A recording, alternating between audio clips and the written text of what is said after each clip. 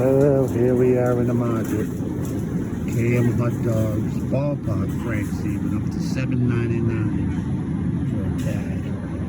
Hamburgers up to $8 a pound. Nothing really going on with chicken here.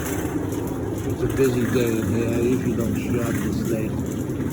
But anyways, the prices will just keep going up and up. But what are you gonna do? Direct. This kitchen.